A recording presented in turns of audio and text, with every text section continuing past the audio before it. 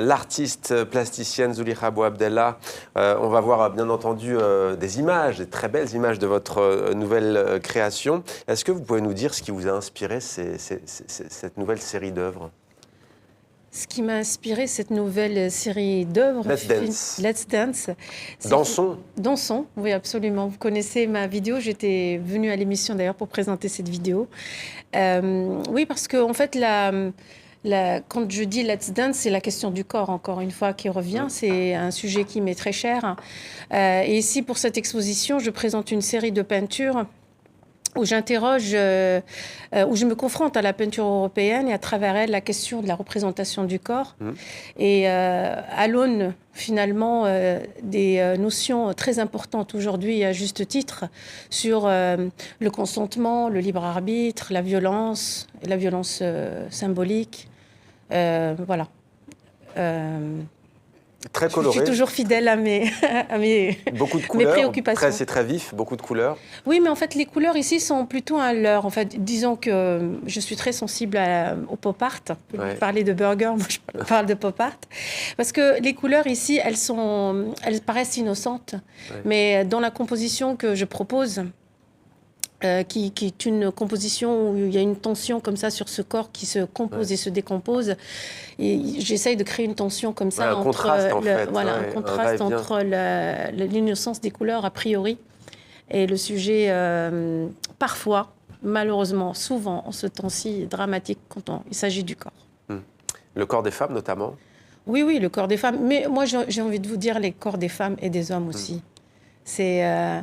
Nous partageons d'ailleurs, c'est en cela que le corps d'une femme et le corps et un homme se retrouvent à travers le corps. Parce que finalement, quand on a mal, quand on nous blesse, on souffre de la même manière. Ça, un homme et une femme peuvent très bien se retrouver travers ça. Alors, je ne sais pas si Wassila Tamzali avait entendu parler de votre œuvre, de l'une de vos œuvres précédentes, mais qui avait fait beaucoup parler, Silence bleu et rouge. On va la voir. Elle est d'ailleurs parmi la collection permanente du musée d'art interdit à Barcelone.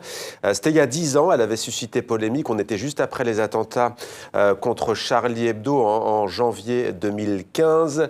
Et on voyait ses chaussures, ses talons. Ça avait fait polémique. On est dans une mosquée, on imagine. Non, pas du tout. Pas du tout, non, c'est des centres d'art. Centres d'art, d'accord. Et pourquoi ça avait fait polémique alors? Ah ben je ne sais pas, je n'arrive toujours pas à le comprendre. C'est une pièce qui a été montrée partout dans plusieurs pays arabes. Et il y a peut-être eu la confusion en effet. Alors, et quand elle arrive en France, ben non, en France, elle a été exposée aussi avant la censure. Mais c'est dans ce centre d'art à Clichy-la-Garenne, au Palais Vendôme, qu'il y a eu ce souci. Mais vous savez, la censure, c'est la décision d'une seule personne en général. Mais à l'époque, vous, en plus, le propos à travers cette œuvre, c'était justement de dire que les féministes avaient toute leur place en islam, ou pas forcément. C'était un des propos pour lesquels vous avez défendu l'œuvre. En fait, c'est un travail sur la question de l'espace sacré, l'espace profane, et comment finalement la femme, à travers les religions, elle se retrouve coincée entre ces deux espaces.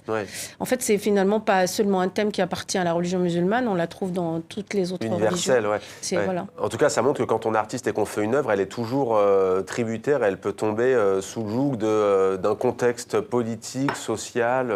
En fait, ce qui est intéressant là-dedans, c'est que... Bon, déjà... Après, c'est peut-être le but, c'est de faire réagir aussi. Ah oui, de réagir, mais d'une manière positive. Enfin, je pense qu'un artiste, il est là pour inviter au dialogue, pas du tout à la confrontation. Bien sûr. Il ne s'agissait pas non plus de choquer, parce qu'en fait, quand on choque, on arrête le dialogue. Et moi, ça ne m'intéresse pas. Moi, c'était au contraire pour créer le dialogue.